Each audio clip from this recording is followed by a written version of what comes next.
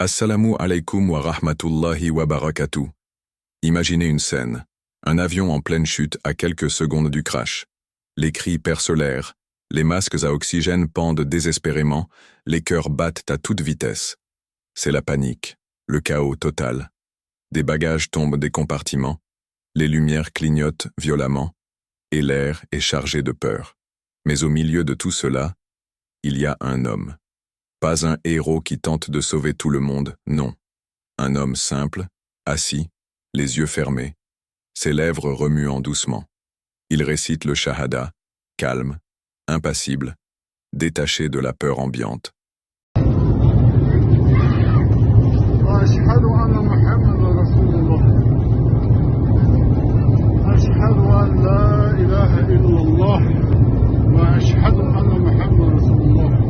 Sakit olsun. Allahu Ekber, Allahu Ekber. Sabaha 20 nefer geldi. Allahu Ekber, Allahu Ekber. La ilahe illallah. Allahu Ekber. Allahu Ekber, Allahu Ekber. Eşhedü en la ilahe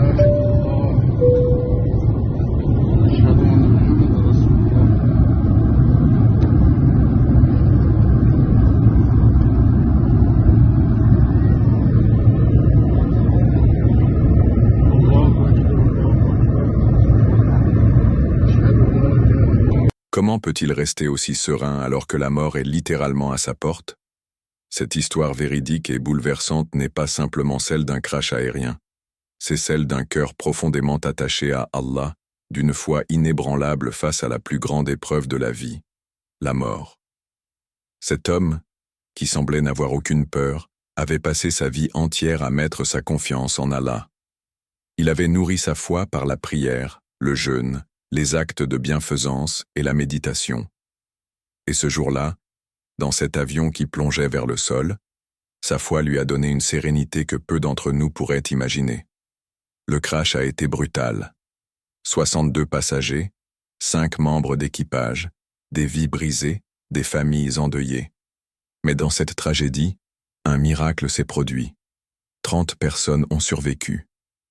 Parmi elles, cet homme, toujours calme, toujours en train de louer Allah. Il semblait comme protégé, enveloppé dans une bulle de paix, alors que tout s'effondrait autour de lui. Imaginez la scène. Les secours arrivent, ils sortent les blessés, les survivants. Et lui, debout sur le tarmac, le visage apaisé, murmure encore des louanges à Allah. Cela nous amène à une question fondamentale. Comment réagirions-nous dans une telle situation? Paniquerions-nous? Crierions-nous? Ou serions-nous capables de trouver cette paix intérieure, cette certitude que tout, absolument tout, est sous le contrôle d'Allah? La vérité, chers frères et sœurs, est que cette sérénité ne vient pas du jour au lendemain. Elle est le fruit d'une vie passée à se rapprocher d'Allah, à méditer sur sa grandeur, à le remercier et à l'adorer dans les moments de bonheur comme dans les épreuves. Allah nous dit dans le Saint-Coran: si Allah vous vient en aide, nul ne peut vous vaincre. Mais s'il vous abandonne, qui donc pourra vous venir en aide après lui? C'est en Allah que les croyants doivent placer leur confiance. Surat Al-Imran, verset 60. Cette confiance, cette tawakkul, est ce qui nous permet de rester debout même quand tout semble s'effondrer autour de nous. C'est un bouclier contre la peur, une lumière dans l'obscurité. Chers frères et sœurs, combien d'entre nous passent nos journées sans penser à Allah? Combien d'entre nous oublient de le remercier pour les bénédictions qu'il nous donne ou de l'invoquer dans nos moments de détresse? Ce crash est un rappel brutal mais puissant. La mort peut nous frapper à tout moment. Mais ce n'est pas la mort qui est effrayante. Ce qui est terrifiant, c'est de ne pas être prêt, de ne pas avoir préparé son cœur à l'inévitable rencontre avec son Créateur. Être prêt ne signifie pas simplement accomplir les rituels de l'islam. Cela signifie vivre chaque instant avec la conscience qu'Allah est là, qu'il contrôle tout et que nous devons lui faire confiance quoi qu'il arrive. Cela signifie aussi être bienveillant envers autrui, pardonner, aimer pour Allah et s'efforcer de faire le bien. Cet homme dans l'avion nous montre ce que signifie véritablement se soumettre à Allah. Après l'accident, Des survivants ont raconté que cet homme avait inspiré tout le monde autour de lui. Certains, en entendant ces paroles, avaient eux aussi commencé à réciter des prières, à demander pardon à Allah. Même dans les derniers instants, il a été une lumière pour ceux qui l'entouraient, et ce n'est pas étonnant, car Allah nous dit « Ceux qui ont cru et dont les cœurs se tranquillisent à l'évocation d'Allah. » N'est-ce pas par l'évocation d'Allah que se tranquillisent les cœurs?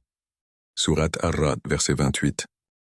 Ce crash, aussi tragique soit-il, nous rappelle une vérité fondamentale. Nos vies sont entre les mains d'Allah. Rien, pas même un accident catastrophique, ne peut changer ce qu'il a décrété. Nous devons nous préparer intérieurement et spirituellement pour chaque instant de notre existence.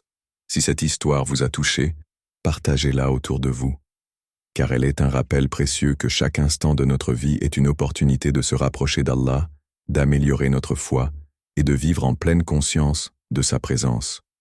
Abonnez-vous à Voyage en Islam pour plus de récits inspirants et de rappels spirituels qui nourrissent le cœur et élèvent l'âme.